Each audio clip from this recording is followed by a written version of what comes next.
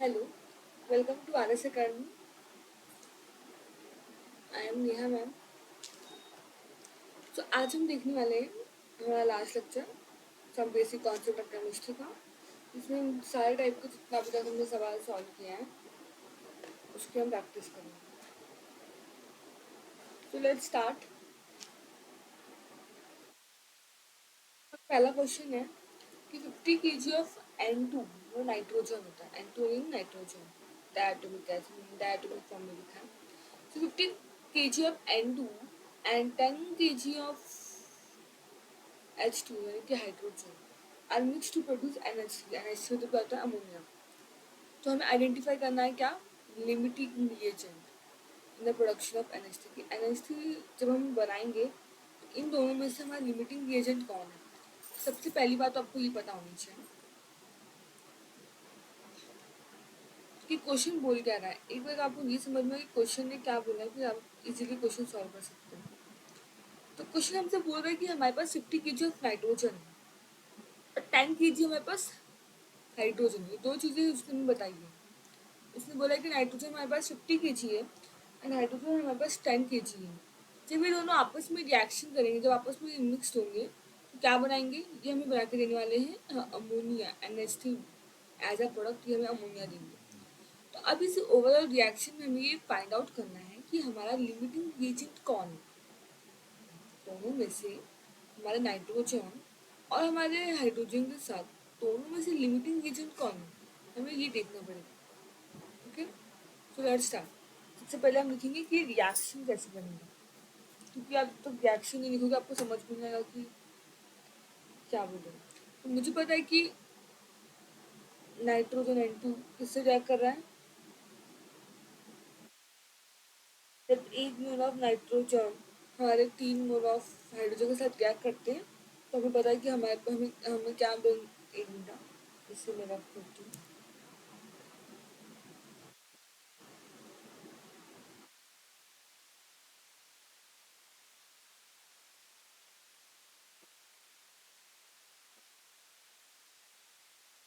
Let's see, N2 plus 3H2, ये भी gases form में, ये हमारा गैसेस फॉर्म में। सिंपली तो हम इसका रिएक्शन करवाएंगे।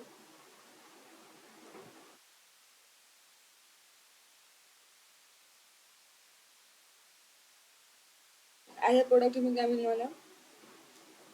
एज ए प्रोडक्ट हमें मिलेगा 2NH3। ये भी हमारा गैसेस फॉर्म में है। ठीक है,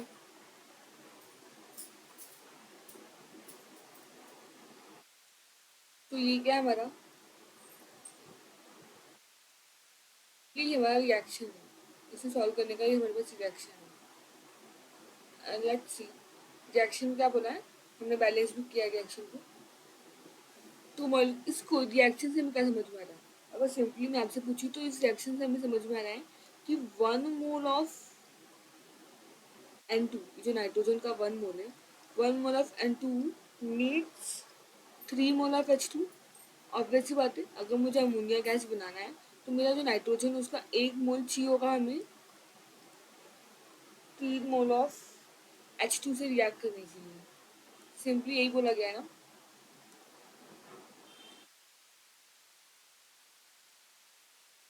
ओवरऑल रिएक्शन से अपने को समझ में आ रहा है कि यहाँ पे कितना मोल है नाइट्रोजन का? 1 मोल, यहाँ पे 3 मोल। लेकिन जो 1 मोल ऑफ नाइट्रोजन है उसे चाहिए होगा 3 मोल्स ऑफ हाइड्रोजन क्या बनाने के लिए। देखो अमोनिया गैस का कितना मोल है? 2 मोल। 2 मोल्स ऑफ NH3 बनाने के लिए हमारे नाइट्रोजन के 1 मोल को 3 मोल ऑफ हाइड्रोजन चाहिए। ये इस क्वेश्चन से हमें समझ में आ रहा है। यहाँ पे NH3 में क्लियर है इतना। आगे हम देखेंगे, हमें पता है कि नाइट्रोजन N2 एटॉमिक मास कितना होगा? अगर जो तो एक नाइट्रोजन का होता है 14, और यहाँ पे N2 है तो हम बोलेंगे कि 28, 14 प्लस 14, 28 ग्राम जो है हमारा नाइट्रोजन का। 28 ग्राम नाइट्रोजन को 20 ग्राम नाइट्रोजन को कितना चाहिए? ऑब्वियस बात है, जहाँ पे 6 हाइड्रोजन मॉलिक्यूल है तो एटॉमिक मास भी 6 ही होगा। 6 ग्राम ऑफ H2 चाहिए होगा। ओके, मतलब 28 ग्राम ऑफ नाइट्रोजन को चाहिए 6 ग्राम ऑफ H2। हमें कितना दिया है? हमें दिया है 50 kg ऑफ नाइट्रोजन। कितना दिया है? 50 kg of nitrogen. Instead of writing KG हम इन्हें ग्राम में भी लिख सकते हैं। Into 10⁻³ of nitrogen. तो 50 ग्राम ऑफ नाइट्रोजन हमें क्या देगा? हमें कितना 50 ग्राम ऑफ जो भी है 50 ग्राम ऑफ नाइट्रोजन, अगर 28 ग्राम ऑफ नाइट्रोजन हमें 6 ग्राम ऑफ हाइड्रोजन देता है तो 50 ग्राम ऑफ नाइट्रोजन कितना देगा? 50 ग्राम ऑफ नाइट्रोजन हमें देने वाला है 6/28 इंटू 50 इंटू 10⁻³ ऑफ H2 होने वाले हमें 50 ग्राम नाइट्रोजन के लिए इतना ग्राम ऑफ हाइड्रोजन चाहिए होगा। ये हमें यहाँ से ओवरऑल समझ में आ रहा है। ठीक है, तो जब हम इसको सॉल्व करेंगे अपना तो हमें क्या समझ में आएगा कि जो मेरा 50 किलोग्राम ऑफ नाइट्रोजन है,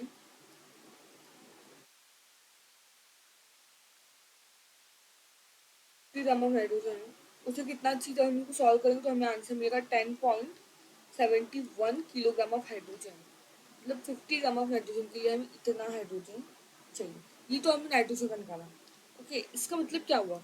हमें 50 ग्राम ऑफ नाइट्रोजन के लिए कितना हाइड्रोजन चाहिए? 10.71 kg हाइड्रोजन चाहिए। जबकि हमें दिया कितना है क्वेश्चन में? हमें सिर्फ 10 kg ऑफ हाइड्रोजन दिया है। तो वॉट वी हैव, हमारे पास क्या है? अगर हमने ये क्वेश्चन किया तो हमारे पास क्या है? हमारे पास जो हाइड्रोजन है वो 10 kg दिया है।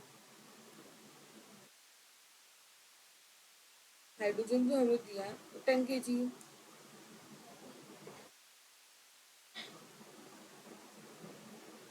इसका मतलब ये क्या है?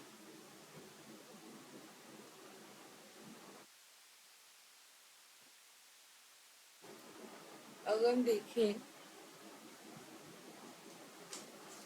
तो 10 kg हमें क्या दिया है?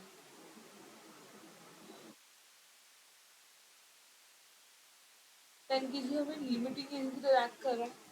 तो हम यहाँ पे लिखेंगे लिमिटिंग एजेंट। आई होप आपको नाइट्रोजन के केस में क्या हो रहा है हमें इतना समझ में आया कि हमारा हाइड्रोजन क्या है? लिमिटिंग नहीं है, कम है, लेस है। अगर मैं आपको पूछूं, लेट्स सी,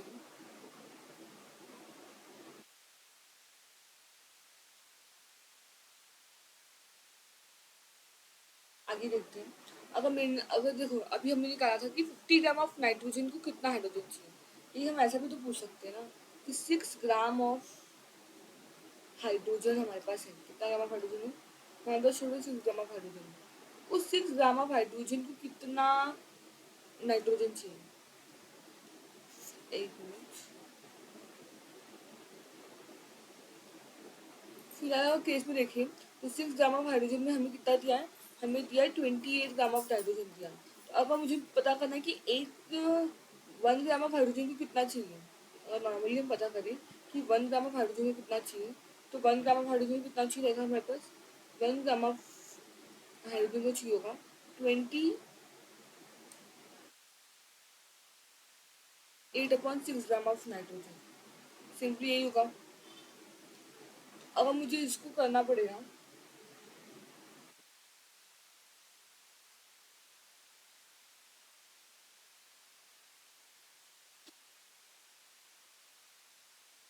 ना इतना तो क्लियर हुआ कि 1 ग्राम हाइड्रोजन को चाहिए 28/6 ग्राम ऑफ नाइट्रोजन। अब से हम इसे ग्राम में लिखेंगे तो हम लिखेंगे 10 kg हमें ना, तो हम 10 kg को ग्राम में लिखेंगे।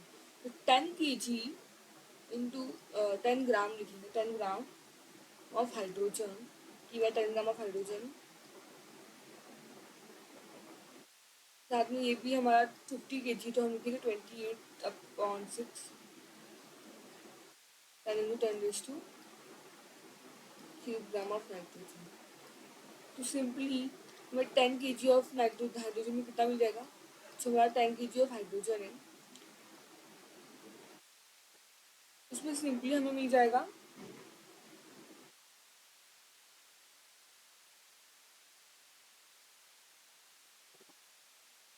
एक मिनट,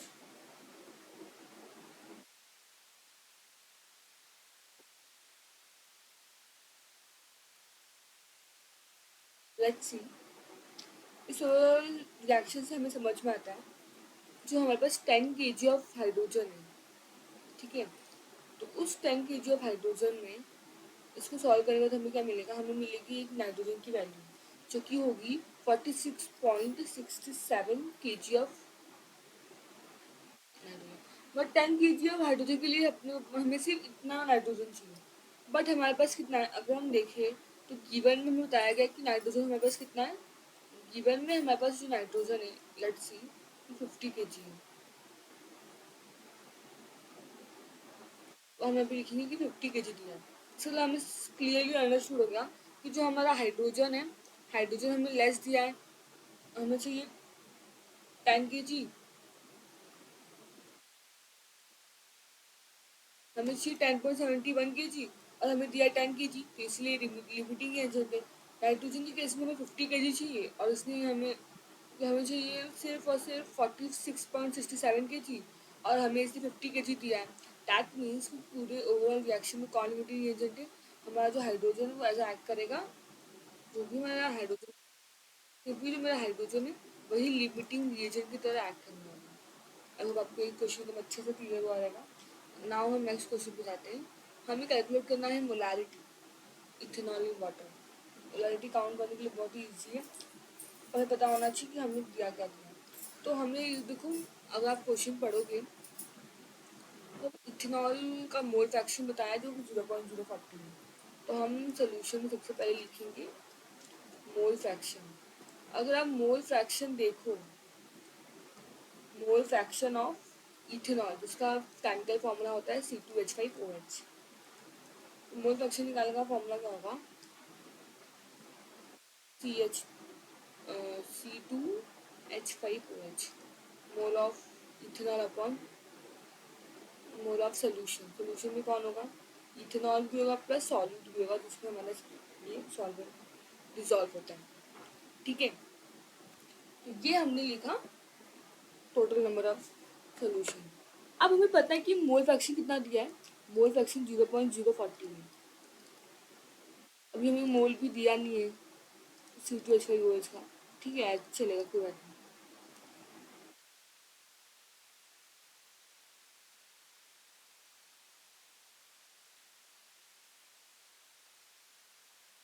तो कितना होगा C2H5OH अपॉन, यहाँ पर अभी हमें कोई मोल पता नहीं है फिलहाल, तो हमने कुछ पता नहीं, हमें गिवन में सब कुछ पता नहीं है। पर हमें H2O,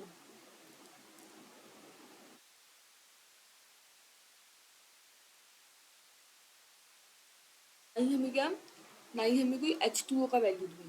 तो सबसे पहले हमारा टारगेट क्या है, our target is to find mole of H2O। अगर मुझे मोल ऑफ H2O मिल जाए तो हम आगे को सॉल्व कर सकते हैं, क्लियर इतना तो हम कर सकते हैं। तो पहले हम निकालते हैं मोल ऑफ H2O, कितना मोल ऑफ वाटर हमारे पास है। तो हम लिखेंगे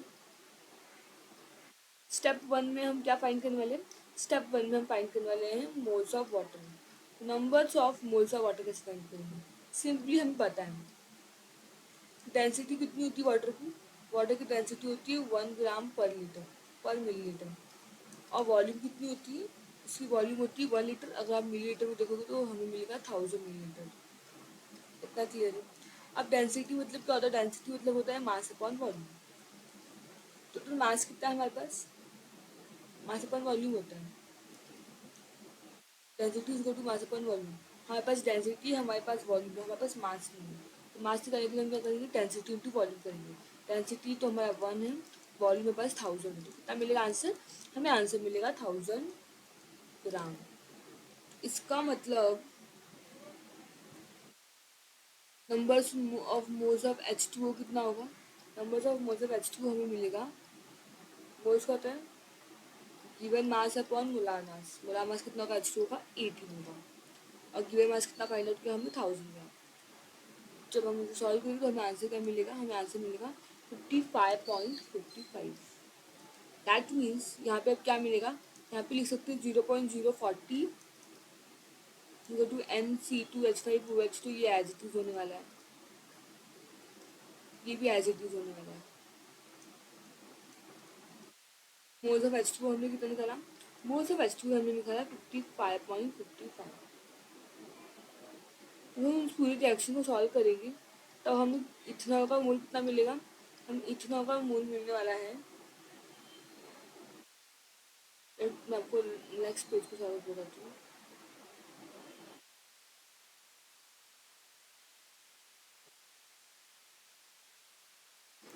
देखो इथेनॉल का मोल कितना होगा, इथेनॉल का मोल होगा हमारे पास टोटल कितना वैल्यू मिली है 23 पॉइंट,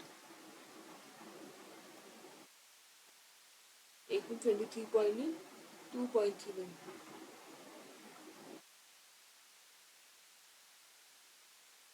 2.31 मोल, ये क्या मिला हमें, ये हमें मिला मोल ऑफ इथेनॉल। और हमें फाइंड आउट क्या करना है, हमें तो मोलारिटी फाइंड आउट करनी है। तो सिंपली अगर हम देखें, आपको पता होगा, तो मोलारिटी का फॉर्मूला क्या होता है, कैपिटल एम से हम दिखाते हैं, molarity is equal to mole of जो भी दिया रहेगा, जैसे कि अभी हमें इथेनॉल दिया है, इस केस में हमारा इथेनॉल होगा अपॉन इन 1 पर लीटर सोल्यूशन। तो ये जो होता है ये हमारा फॉर्मूला होता है, ठीक है? इसी फॉर्मूला पे हमें हमारे क्वेश्चन सॉल्व करना है।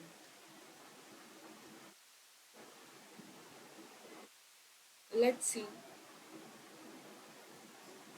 तो या अगर मोलारिटी फाइंड आउट करने की बात की तो मोलारिटी में नंबर ऑफ कितना मोल्स है 2.31, और टोटल सोल्यूशन तो 1 था। ओवरऑल आंसर में कितना मिलेगा, हमें आंसर मिलेगा 2.31 मोल मोलारिटी। आई होप आपको ये क्वेश्चन समझ में आएगा, अच्छे से अंडरस्टैंड किया रहेगा। तो इस तरह से आपको क्वेश्चन पढ़ना है, आपको चाहिए कि आपको एग्जैक्ट में फाइंड करना और फिर अपना आंसर निकालना। अब हम देखते हैं क्वेश्चन नंबर 3। क्वेश्चन नंबर 3 में क्या करना है हमें, बेसिकली हमें बताना है कि carbon and oxygen are known to form two compound. तो हमने कार्बन लिया, हमने ऑक्सीजन लिया, जब इनका रिएक्शन करवाया तो हमने दो से ज़्यादा हमने कंपाउंड फॉर्म किया। तो हमें बताना है कि हमारे इस ओवरऑल रिएक्शन में कार्बन का कंटेंट 42.9% है, जबकि बाकी जो कॉन्स्टिट्यूएंट है उनका परसेंटेज कितना है, उनका सिर्फ 27.3% है। तो हमें बताना है कि इसमें कौन सा लॉ अप्लीकेबल है। जो 4-5 लॉ है मेरे पास, जैसे law of definite proportion, law of reciprocal proportion, law of multiple proportion and law of conservation of mass. तो इसमें हमारा कौन सा ऑप्शन सही है, तो बेसिकली हम क्वेश्चन को देख के भी समझ सकते हैं कि क्या लॉ अप्लाई होगा। आपको पता ही है कि लॉ ऑफ मल्टीपल प्रोपोर्शन में क्या होता है कि हमारा जो कंपाउंड है वो दो से ज़्यादा प्रोडक्ट फॉर्म करता है।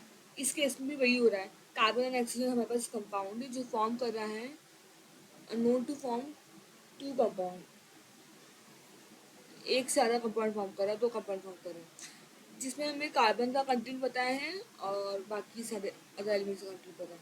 तो ये हम डायरेक्ट समझ पा रहे हैं कि मल्टीपल प्रोपोर्शन है, मल्टीपल प्रोपोर्शन ही होता है कि हमारा जो कंपाउंड है वो एक से ज़्यादा प्रोडक्ट फॉर्म करता है। लेट्स सी, अगर हमें इसे पूरा थियोरेटिकल देखना है तो थियोरेटिकल देखने की सबसे पहले आपको दो चीज़ें देखनी पड़ेंगी। कौन कौन सी है वो,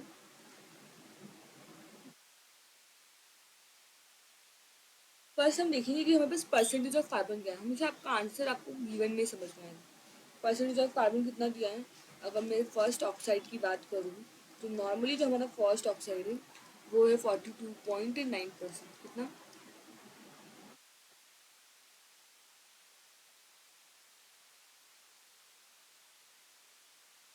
नाउ तो फर्स्ट ऑक्साइड है और ये हमारे पास सेकंड ऑक्साइड कितना, 27.3। तो हम लिखेंगे second oxide is equal to 27.3%। ये परसेंटेज ऑफ कार्बन है, ठीक है, ये परसेंटेज ऑफ कार्बन है।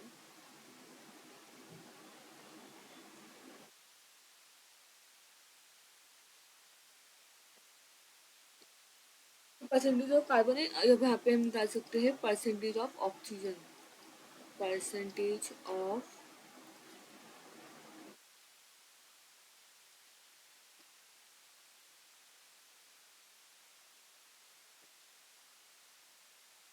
Percentage of oxygen. अब परसेंटेज ऑफ ऑक्सीजन को हमें पता है, टोटल जो परसेंटेज वो 100 से निकालते हैं। अगर फर्स्ट ऑक्साइड मेरा कार्बन का 42.9% है, ठीक है, और मुझे ऑक्सीजन का निकालना है, तो मैं सिंपली क्या करूँगी, टोटल 100 होता है, मैं 100 में 42.9 को डिवाइड कर माइनस कर दूँगी, वो हमें कितना मिल जाएगा, हमें मिलेगा 57.1%। सेम हम सेकंड ऑक्साइड के लिए भी यही करेंगे, 100 में से हम 27.3 को माइनस करेंगे और हमें आंसर मिलेगा 72.7%। इतना क्लियर है, हमने ऑक्साइड निकाल लिया। अब हमें बताना है कि ये कौन सा लॉ अप्लाई होगा। तो सबसे पहले अगर मैं फर्स्ट ऑक्साइड के लिए सॉल्व करूँ, अगर हम सिंपली सबसे पहले फर्स्ट ऑक्साइड के लिए सॉल्व करते हैं, तो हमें क्या समझ में आ रहा है, जो 57.21 है, इतना पार्ट ऑन इतना बाई मास हमने पार्ट निकाला है। 57.1 part by mass of oxygen किससे कंबाइन हो रहा है, 42.9 पार्ट बाय मास ऑफ सी। अगर मैं आपको स्टेटमेंट लिख के दिखाऊँ तो सिंपली स्टेटमेंट यही है, जो 57.1 पार्ट्स बाई मास के थ्रू होता है ना हमें, तो पार्ट्स है हमारा बाई मास ऑफ ऑक्सीजन, वो किससे कंबाइन हो रहा है, हमारा कंबाइन हो रहा है, किससे कंबाइन हो रहा है, अगर आप देखो तो वो कंबाइन 42.9% ऑफ कार्बन, वो कंबाइन हो रहा है 42.9%। नहीं लिखेगी तो भी चलेगा,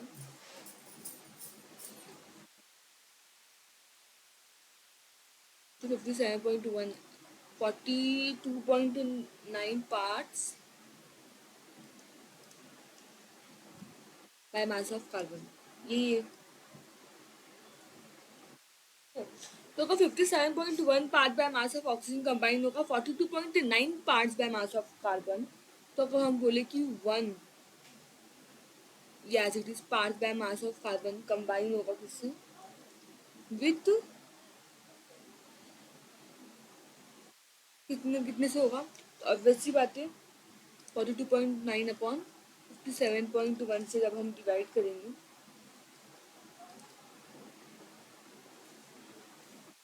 तो हमें कितना आंसर मिलेगा, तो हमें आंसर मिलने वाला है 0.751 parts by mole of carbon. इतना क्लियर है। हमने पहले देखा कितना हमें दिया कि हमने 1 पार्ट बाय मास ऑफ निकाल लिया, इससे हमें एक वैल्यू तो मिल ही गई। अगर सेम कंडीशन हम सेकेंड ऑक्साइड के लिए काउंट करें, 72.7%, क्या लिखेंगे हम, 72.7 parts by mass of combine किससे हो रहा है, किससे हो रहा है 27.3%, 27.3% parts by mass of carbon. तो 1 part by mass of carbon कितने से होगा, ये होगा 27.3 अपॉन 72.7।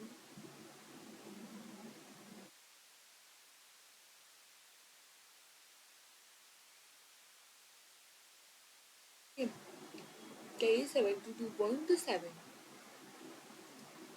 इसका आंसर कितना मिलेगा हमें, इसका आंसर हमें मिलने वाला है 0.376 पार्ट्स बाय मोल ऑफ सी। तो ये हमारा पहला ऑक्साइड के लिए था, ये हमारे सेकंड ऑक्साइड के लिए था। नॉर्मली हमने ऐसा किया। अगर हम इनका रेशियो फाइंड आउट करना चाहेंगे, तो रेशियो कैसे निकलेगा, रेशियो होगा हमारा 0.751 अपॉन 0.376 जो हमें मिला था, तो अप्रॉक्सीमेटली हमें आंसर मिलेगा 2:1। तो देखो, तो अगर हम देखें ध्यान से तो हमें समझ में आ रहा है कि इसमें क्या हो रहा है, हमारा जो ऑक्सीजन का मास है,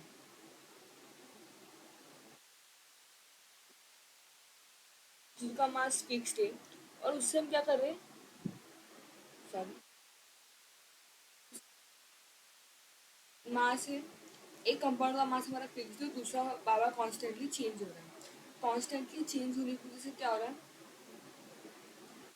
जो भी रेशियो हमें मिला वो रेशियो एक सिंपल हमारा होल नंबर मिला हमें 2:1। दैट मीन्स ये कौन सा प्रॉपर्टी की हमारा मल्टीपल प्रपोर्शन है, इसमें हमारे कंपाउंड एक से ज़्यादा फॉर्म करते हैं और फिर सिंपल रेशियो में उनका जो रेशियो होता है वो फाउंडेड होता है। तो हम कौन सा लॉ इस पर एप्लीकेबल है, हम बोलेंगे